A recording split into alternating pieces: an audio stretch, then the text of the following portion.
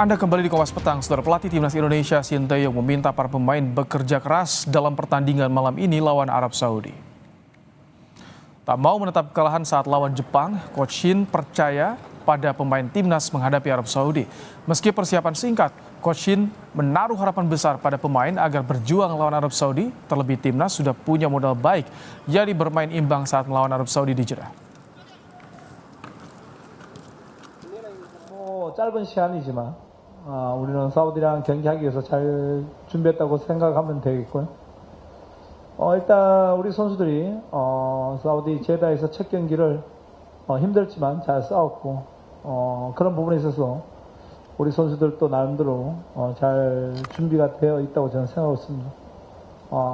사실 내일 경기는 우리 선수들이 얼만큼 원팀이 되어서 잘 싸워주냐에 따라서 경기 결과는 분명히 달라질 수 있다고 생각하고 있기 때문에 저는 우리 선수들 믿고 내일 경기에서 우리가 최선을 다하도록 하겠습니다. Sementara pelatih Timnas Arab Saudi mengaku akan mewaspadai kekuatan Timnas yakni serangan balik dan skema bola mati. Meski demikian, Timnas Arab Saudi siap menghadapi Timnas Indonesia malam ini. Indonesian team are strong, well organized. And they are using some speed for the counter-attack, and also very dangerous on the set pieces. So we prepare very well this game. Like Abdullah said,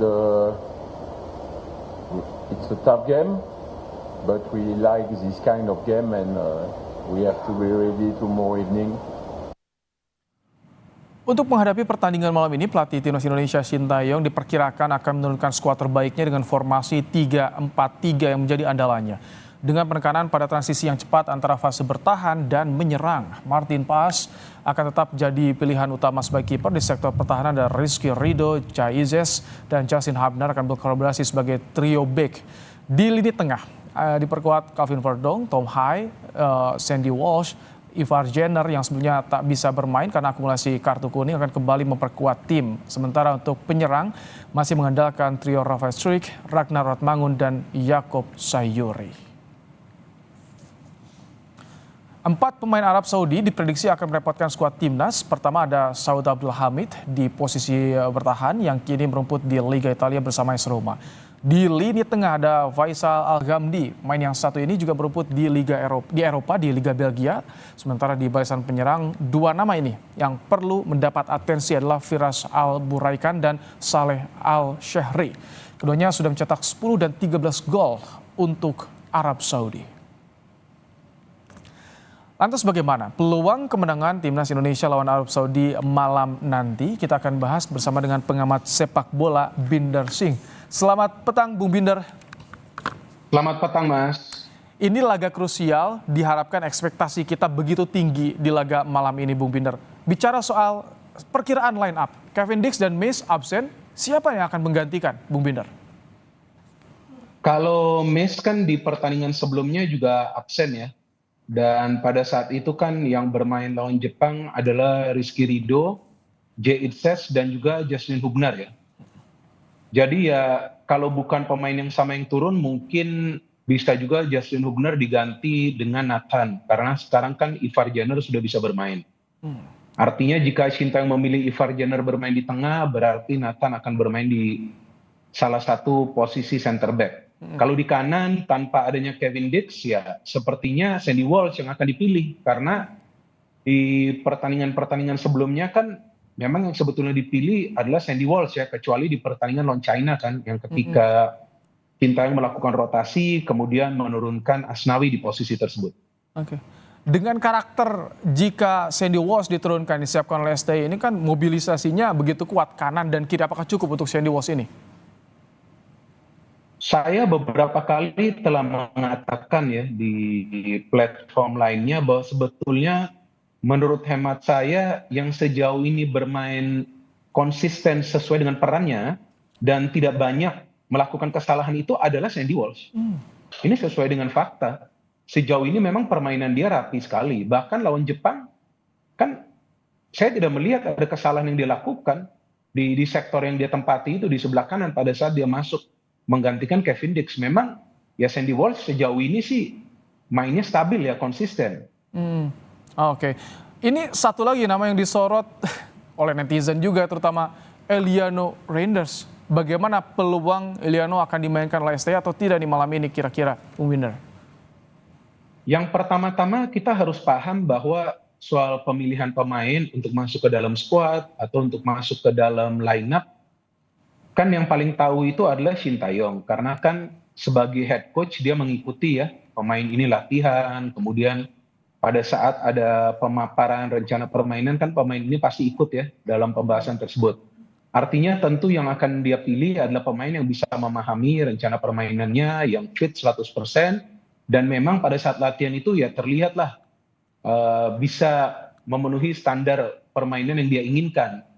Tapi kan yang sekarang membuat netizen kita itu penasaran kenapa dalam 2 pertandingan terakhir, yang pertandingan pertama itu lawan China dan juga pertandingan yang baru saja nih selesai lawan Jepang, Eliano ini kan tidak masuk sama sekali ke dalam squad, artinya di bench aja kan tidak ada kan sama sekali. Itu yang membuat penasaran netizen kita dan juga saya. Jadi saya bukan ingin Shin Tae-yong memainkan Eliano atau memasukkan dia ke dalam squad. Saya hanya menanyakan kenapa dia tidak masuk ke dalam squad, ya kan, bahkan di bench pun tidak ada, karena kan dia adalah salah satu pemain yang bermain di Eropa. Dan sejauh ini yang saya melihat permainan dia, ya memang impresif. Di klubnya di Eredivisie kan, mainnya kan juga kan di kasta tertinggi tuh, kompetisi sepak bola Belanda. Iya, Eredivisie. Nah, kenapa tidak masuk? Cuman kan yang saya kecewa, jawabannya itu kan nggak dirinci ya. Artinya begini, yang saya ingat tuh di sesi konferensi pers setelah pertandingan lawan Jepang, kan Shin Tae-yong menjawab ya, jika saya tidak salah ya, karena ini kan saya hanya baca ya dari media ya, saya tidak mendengarkannya langsung ya.